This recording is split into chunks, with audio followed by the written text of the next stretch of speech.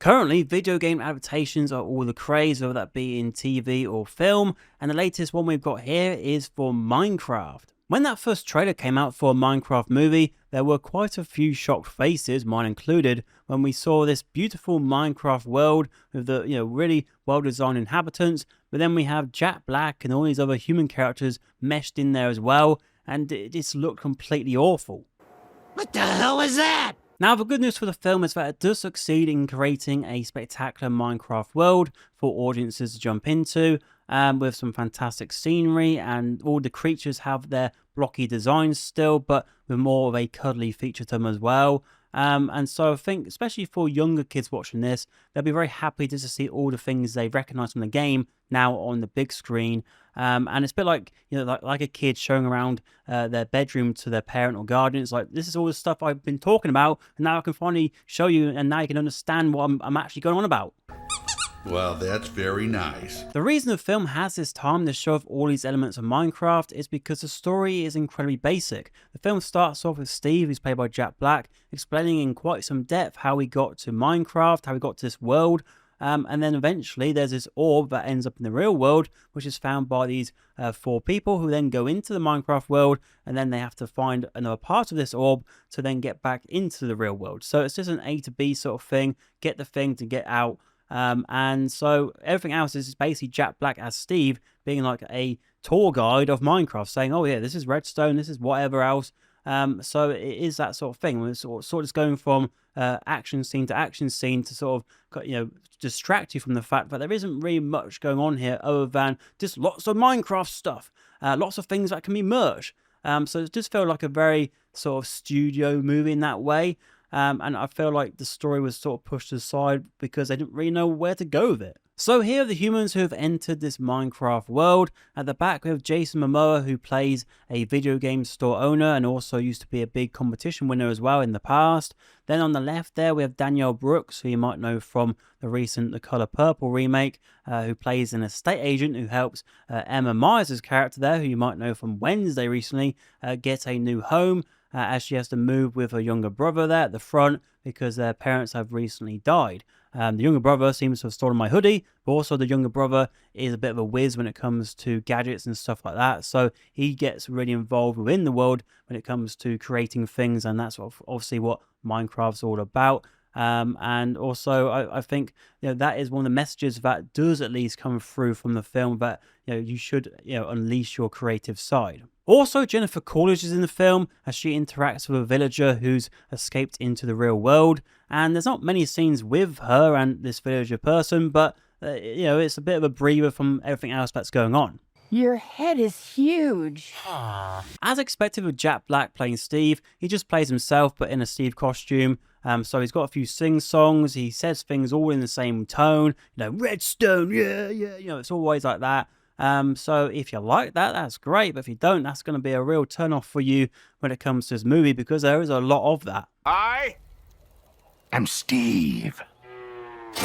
With this Minecraft movie, there's been quite a few comparisons with the Jumanji movies, and I think the similarities are very clear to see because we have these human characters entering this game world and trying to navigate through it.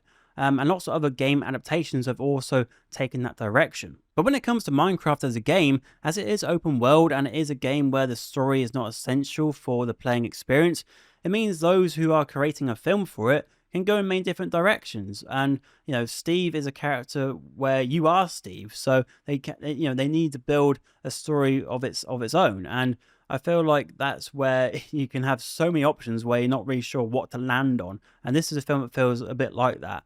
But I wish that the film would have maybe gone in a direction where it could have got more of that relaxation part of the game out of it, because that is a big thing that always draws me back to it. Like just building a house with that lovely, peaceful music playing, that's a great experience. And the film's too focused on all the action scenes and all these different explosive events happening. It doesn't always remember that Minecraft has that part of the game to it as well, which I think is something that should have been shown off here to tell those who don't know the game that this is something you can get from it. So when it comes to the lasting impression of these characters, Jack Black and Jason Momoa's characters are quite alike, so they do work together a little bit at least. Then we have the boy in the film who at least gets the experience of being able to fully explore his creativity in this world out of being in this adventure.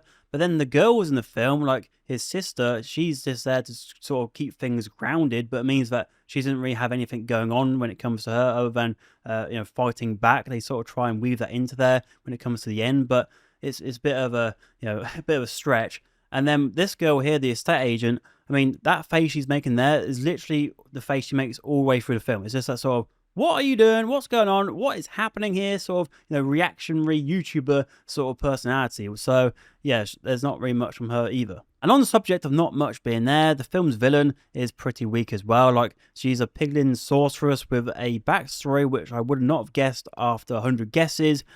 She sends out a few of her minions, which, that's all right. But other than going back to the Nether to see the cool design of the Nether, there was, not much excitement when we went back to her. So even as a fan of Minecraft, this film did get quite tiresome quite quickly, and I felt at the start of the film didn't give it any help either, because we had this introduction to the Minecraft world from Steve, but then the next 20 minutes we're with the human characters and we're in the real world, and it's like we just had a dip in the pool, then we're getting dragged out of the pool to wait 20 minutes to go and dive back in again. It's like, oh, come on, let's just give us more, give us more of that Minecraft world. But then once we're in the world, it's like, bloody hell, here's everything. It's like, here's this action scene, here's this action scene, here's this thing here's this reference. It's like, bloody hell. So it gets overwhelming, and then that's where it really starts to tire you out. That's the best you can do! So with a Minecraft movie, it's not completely bottom of the barrel, but it's not much higher than that. And I feel like it's one of those films where if I was a young kid, I might really enjoy this, but when I'm an adult, I look back on it and think, what was I thinking? I sometimes look at that with some films, I watched as a kid, like Spy Kids 3D, for example. Like, I really enjoyed that when I was growing up, but I don't really have any intention to watch it now because I'm going to see all the flaws it has. So I think it has that quality about it at least, and I think for families they will probably enjoy it enough because there's all the Minecraft goodness in there, which that their kids will enjoy, and I feel like it's going to do well at the box office as well because it has a budget of $150 million production budget, and I think it has such a mass appeal that it will get people in the seats to watch it, especially with all different merch out there too. It's even got Happy Meal toys going for it.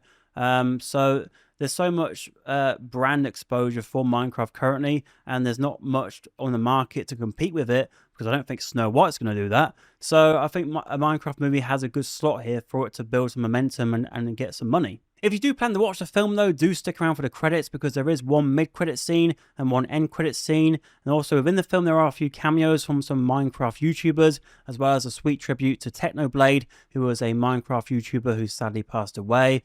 So do keep an eye out for those.